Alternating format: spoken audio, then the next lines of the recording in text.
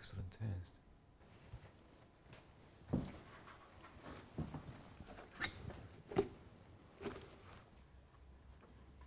Your daughter is curious. How are the shining stars of the old academy?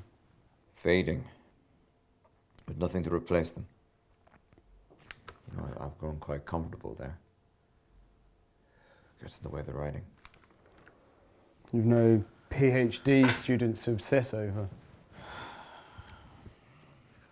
You don't have to answer that. I like to demoralize each of my students equally. Well, rest assured they deserve it.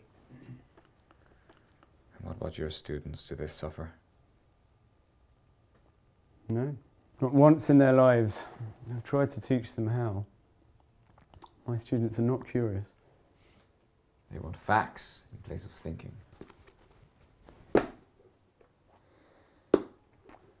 Who is this woman to you? It's a friend, a writing assistant. Which euphemism is it? So long as they bleed, eh, Elliot?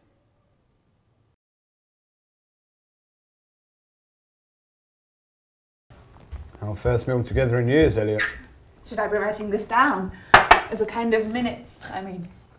There is such a thing as too many notations, Agnes. Every note should be a decision. And as horribly clunky as that maxim is, you should take the sentiment to heart. Well, maybe if we recorded everything. Go on, Rose. Yes, dear, by all means, blow our minds. Well, if we recorded everything, then there truly is no reason to fail. There is no risk. What you mean is, to commit speculation to the page is to make a fact of it. Does everyone have cutlery? I suppose that means that thinking is less valuable in your world than the finished product. What are you talking about? Well, this is very awkward. They're just getting started. Well, then I propose the toast. Father? Brunch. The cider apple didn't fall very far from that tree. Firstly, Elliot, this is an early lunch. Don't be willfully ignorant. And secondly, Agnes, as the host, I accept your nomination, even though we're clearly in the middle of eating. I'd like to thank you all for joining us at this rather delicate summit. For I sit here grossly and wrongly accused of plagiarism of the dullest order by that of my long-time anti-friend, supposed academic Elliot. While you are here, please drink my wine and eat my food as I dismantle the wearisome barbs of a woolly-headed mammoth.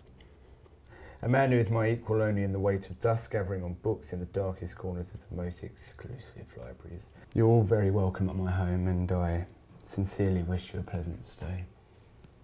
Thank you.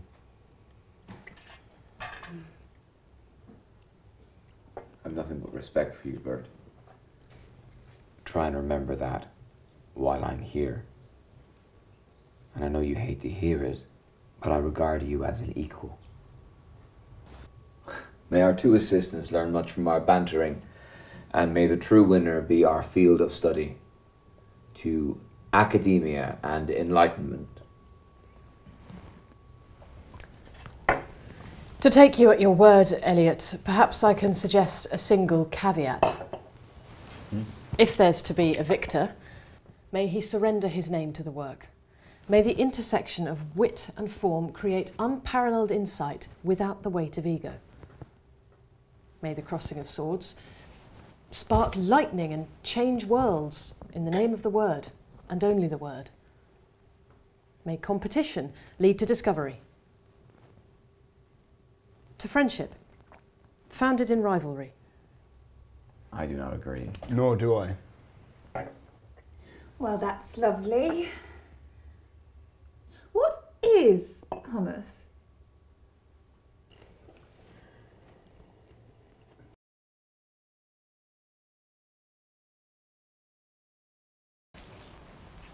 It's very peaceful here. It's easier for Father to write. Does he ever give you an evening off? Once it gets dark, usually. He can't normally write beyond dusk, so once I'm done with the housework, I can do what I like.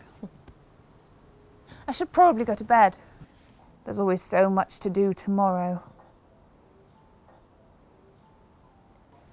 I want you to know that you're going to be safe. From what? From me. You see, I have to do something rather unfortunate. I don't follow. Agnes, I'm going to kill your father after this is done. After what is done? After the work is done. I see. Well, that's quite the news. I'm sorry. Don't be. Really, don't be.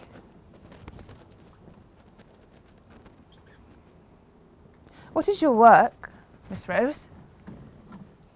In the academic realm, it's not uncommon to become enamoured with the work of another, sometimes to the extent that you might emulate it, or even copy it.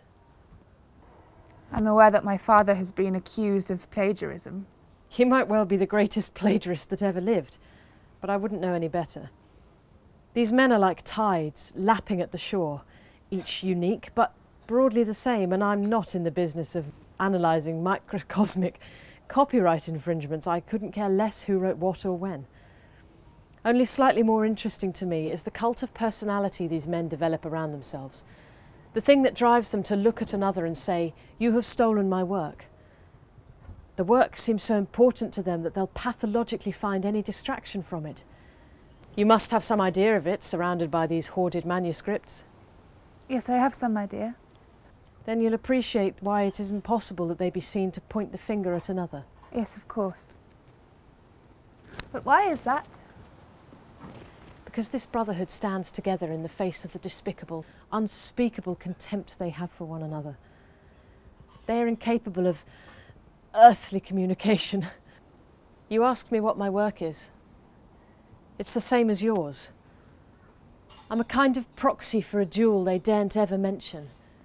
A kind of perverse leverage. It amuses them. Well, it is quite funny, I suppose.